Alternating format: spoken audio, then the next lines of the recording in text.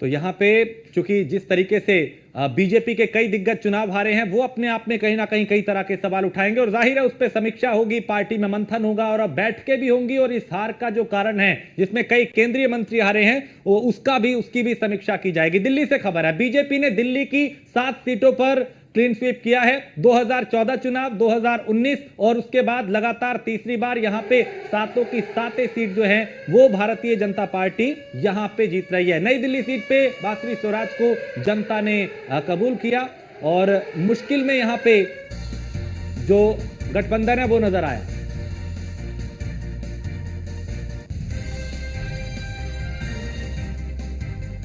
और news room से हमारे साथ अर्चना इस पे ज्यादा अपडेट देंगी। अर्चना।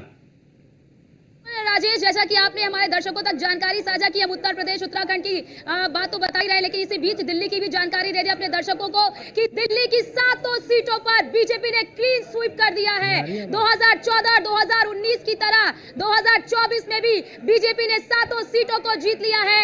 नई दिल्ली से बांसुरी स्वराज को जनता ने स्वीकार किया है। वही बात कर ले मनोज तिवारी की, तो उन्होंने भी जीत दर्ज की है। बड़ी बात ये देखिए राजेश, अगर हम बात करते हैं दिल्ली की, तो दिल्ली को लेकर लगातार बीजेपी स्ट्रेटेजी बदलती रहती है। इस बार भी 7 प्रत्याशियों में से 6 प्रत्याशी नए, केवल एक प्रत्याशी को रिपीट किया गया, वो है मनोज तिवारी। और इस बार बांसुरी स्वराज को यहां पर खड़ा किया गया, सुषमा स्वराज की बेटी है। और आपने देखा होगा कि किस तरह से पूरे चुनाव प्रचार के दौरान वो काफी एक्टिव नजर आई, सक्रिय नजर आई, धरातल पर उतरकर जनता के बीच में जाती थी और जनता से मिलती थी। लेकिन बड़ी ये भी बात है कि अरविंद केजरीवाल, जिस तरह से उन्हें 21 दिन की मोहलत मिली थी, 21 दिन की अंतरिम जमानत मिली थी, वो भी जनता के बीच में आए और एक सिंपैथी कार्ड खेलने की उन्होंने कोशिश की।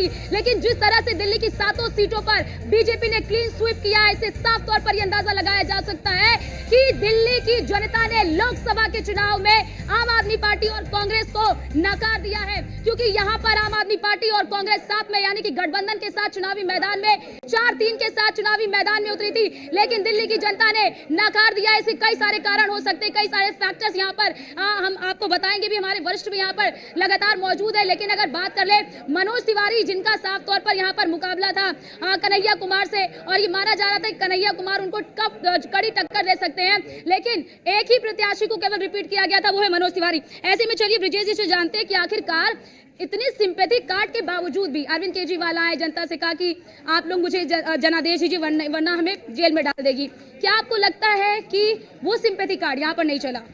देखिए, सबसे बड़ी बात यह है कि दिल्ली की जनता बेहद जागरूक है और दिल्ली की जो राजनीति है वो अपने तरह की बिल्कुल अलग राजनीति है। आप देखिए, तमाम ताकत, पूरी ताकत लगाने के बाद भी बीजेपी दिल्ली के विधानसभा चुनाव में कामयाब नहीं हो पाती। कांग्रेस का सिक्का जिस वक्त चला तो जबरदस्त तरीके से कांग्रेस का सिक्का चला, जब बीजेपी का दौर आया तो बीजेपी चला और जब आम आदमी पार्टी आई तो लगातार 3 बार से आम आदमी पार्टी वहां से हैट्रिक लगा रही है।